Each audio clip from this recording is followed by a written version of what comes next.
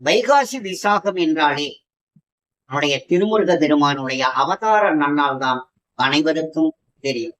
நம்மளுடைய நாடு மட்டுமில்லாமல் மேலை நாடுகளில் இருந்தும் நம்முடைய திருமுருக பெருமானுடைய அவதார நன்னாளை கொண்டாடி கொண்டு வருகிறோம்.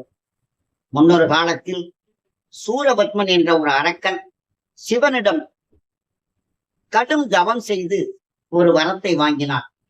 அந்த வரம் பெண்ணினுடைய வயிற்றில் சிசுவாக இருந்து பிறந்து கருவறையில் என்னை யாரும் கொல்லக்கூடாது வரமாக சிவபெருமானிலிருந்து பெற்றுக்கொண்டார்.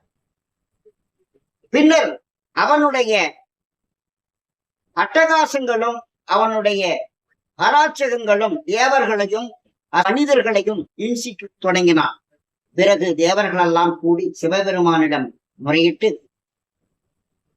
நம்முடைய சிவபெருமான் இதற்கு ஒரு உத்தியாக நம்முடைய 5 தலைகளில் இருந்து 5 பொறிகளையும் அதோமுகம் என்ற ஒரு முகத்தில் இருந்து நெற்றிக்கண்ணில் இருந்து 6 பொறிகளை சரவண பொய்களிலே இருந்த 6 தாமரை மலர்களிலே இருந்து 6 ஆண் குழந்தையை உதயமானது அவதாரமானது.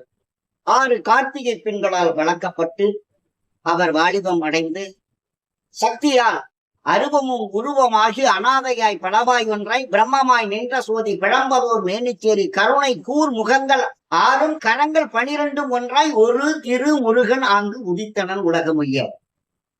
சக்தி அதையெல்லாம் ஒரே முகம் உடலாக்கி 12 கரங்களும் 6 முகங்களும் சக்தி வேலை கொடுத்து சூரனை சம்ஹாரம் செய்தார்.